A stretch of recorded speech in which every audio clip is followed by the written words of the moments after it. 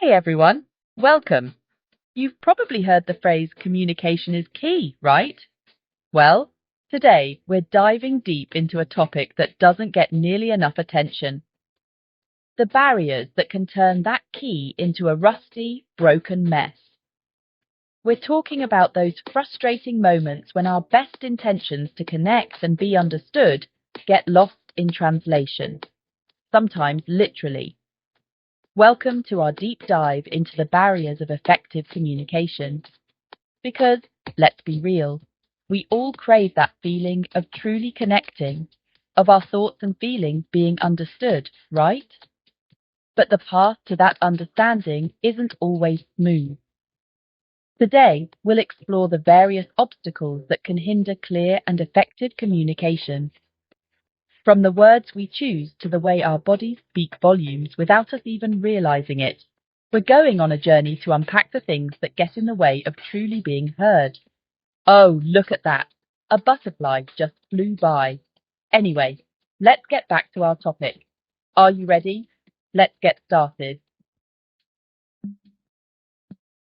First up, let's talk about the building blocks of communication words themselves.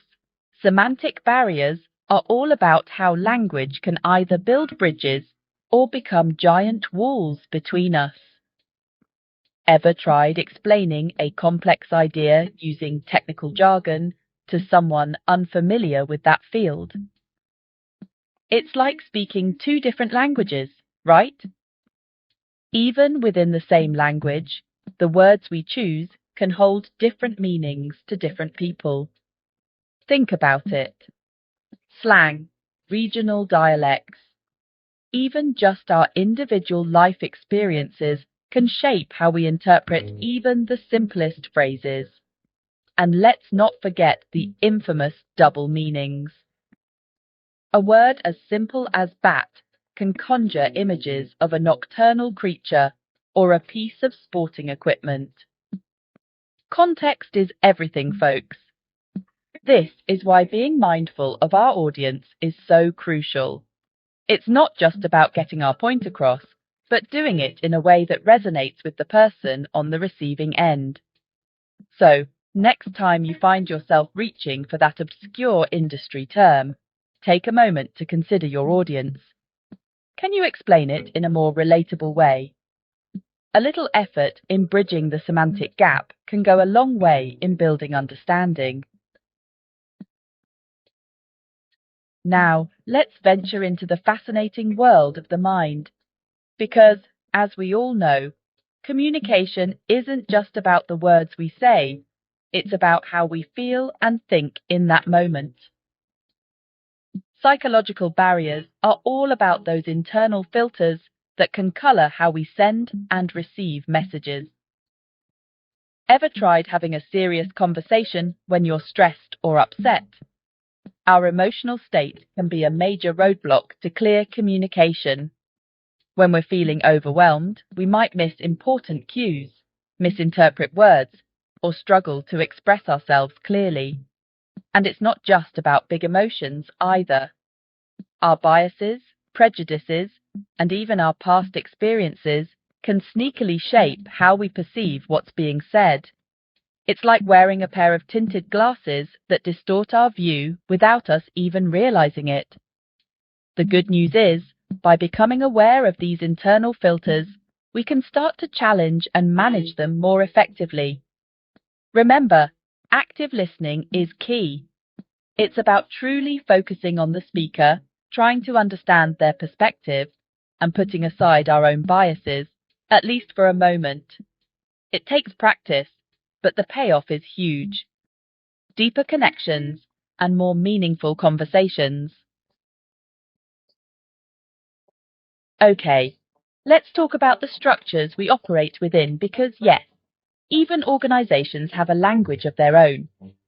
Organizational barriers are all about how information flows, or doesn't flow, within a company, a school, a club, you name it. Imagine a game of telephone, but with memos, emails, and meetings. In large organizations, messages can get lost in the labyrinth of departments, hierarchies, and communication channels.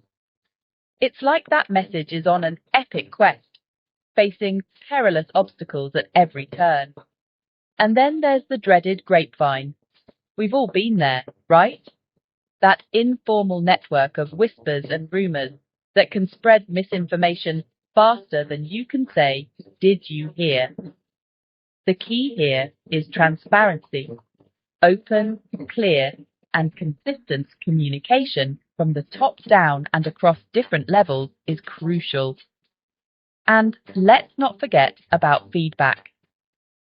Creating a culture where people feel comfortable sharing their thoughts and ideas can prevent those communication breakdowns before they even happen. Now, let's talk about something that's both fascinating and incredibly important: culture. Because, as our world becomes increasingly interconnected, understanding cultural differences in communication is more crucial than ever.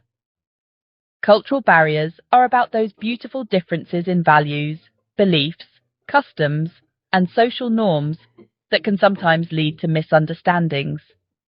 Think about nonverbal cues, for example. A gesture that means hello in one culture might be deeply offensive in another.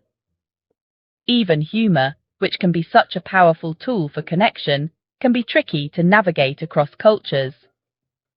What's considered hilarious in one place might fall flat or even cause offence elsewhere.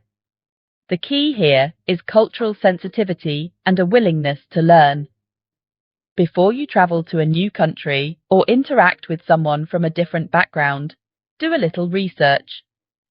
Learn about the customs, the do's and don'ts of communication, and approach those interactions with respect and an open mind. You might be surprised at the connections you make. Let's talk about the often overlooked but oh so frustrating physical barriers. These are the environmental factors that can literally block our messages from reaching their destination.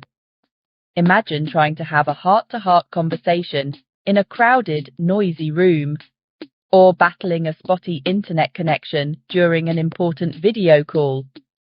We've all been there, right? It's enough to make you want to scream. But physical barriers can be more than just annoying distractions. They can create a sense of isolation, frustration, and prevent crucial information from getting through. Think about accessibility in communication. Are we ensuring that everyone has equal access to information, regardless of physical limitations? Are our workspaces designed in a way that facilitates communication, or are they filled with literal walls that prevent collaboration? Finally, let's talk about physiological barriers, which relate to our physical bodies and how they impact our ability to communicate effectively. We often think of communication as this external process, but it relies heavily on our internal wiring. Conditions like hearing impairments, speech difficulties, or learning disabilities can significantly impact how we send and receive messages. Imagine struggling to articulate your thoughts clearly, or misunderstanding someone because of difficulty processing spoken language. It can be incredibly isolating and frustrating, both for the individual and those around them. The key here is empathy, understanding, and a willingness to adapt. By being aware of these barriers, we can create more inclusive communication environments, whether it's using clear subtitles in videos, providing written materials in accessible formats, or simply being patient and understanding. Small changes can make a world of difference. So, there you have it. We've explored the treacherous terrain of communication barriers, from the slippery slopes of semantics, where words can be as tricky as a banana peel, to the towering walls of culture that make you feel like you need a passport just to have a conversation, and the hidden pitfalls of our own minds, which are like mental booby traps. It's a lot to think about, right? Like trying to solve a Rubik's Cube blindfolded. That wraps up our overview of the barriers to effective communication. But remember, becoming aware of these barriers is only the first step. The real magic happens when we start to consciously break them down, brick by brick, like a game of Jenga, but in reverse. Understanding these barriers is the first step to overcoming them and improving your communication skills. By being mindful of our language, practicing empathy, and creating inclusive environments, we can all become more effective communicators, and maybe even avoid those awkward, "did I say that out loud?" moments.